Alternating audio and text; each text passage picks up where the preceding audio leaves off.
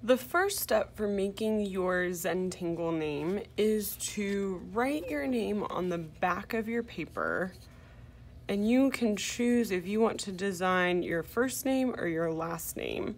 Once you write your name on the back of your paper, you want to find the midpoint. So if you have an even number of letters in your name like I do, that midpoint is going to be in between two letters. If you had an odd number of letters in your name, then that midpoint would be an actual letter with an even number of letters on either side of it. So once you find your midpoint, you're gonna flip your paper over and you're gonna kind of eyeball and guess where the middle of your paper is on this side. And you're probably gonna have to flip back and forth while we're doing this step. I'm gonna start by drawing my first letter on one side of my midpoint.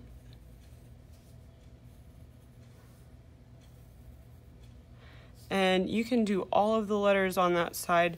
You want the letters to go all the way to the edge of your paper.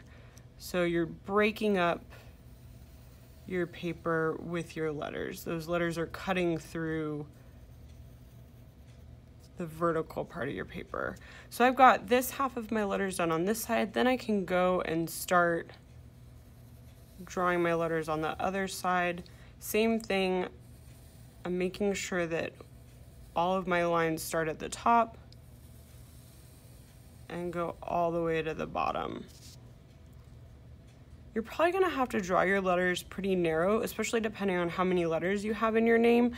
The more letters you have, the skinnier each of those letters needs to be so that you can fit your whole name on the paper.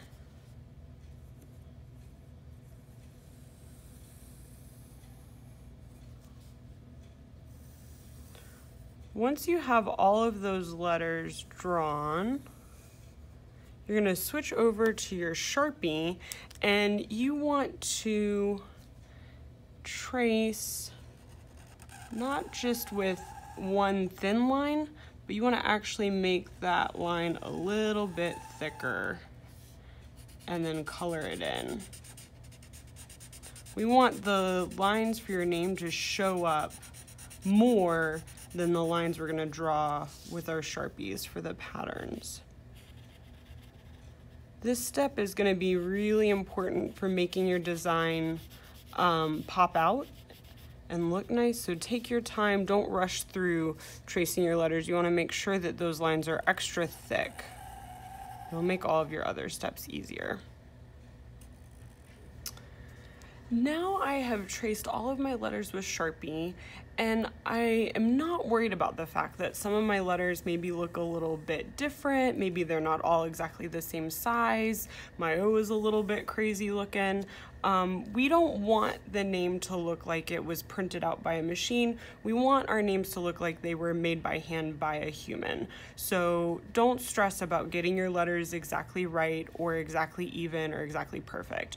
This is all about embracing imperfection. When you've got all of your letters traced, you're going to notice that you've created these spaces in between your letters, inside your letters, outside of your letters, and you're going to be filling in those spaces with different Zentangles. And Zentangles are just fun patterns. You've got a couple of options for getting inspiration. You could use the step-by-step directions for how to create specific Zentangles. You could look at some images of finished Zentangles and kind of figure out the steps for yourself. Or, of course, you can always imagine your own pattern, create your own Zentangle from your imagination. I'm gonna go ahead and start by filling in this space in between my P and my O, and I'm gonna be inspired by this design right here. So I'm noticing that this design starts with kind of curvy, wavy lines. So I'm gonna start at the top of that space and then kind of fill it in the bottom. I want the design to fill up the whole area of that space in between the P and the O. So I'm gonna, if I have little parts up here, I'll start a line and then finish a line down there just to fill it in all the way.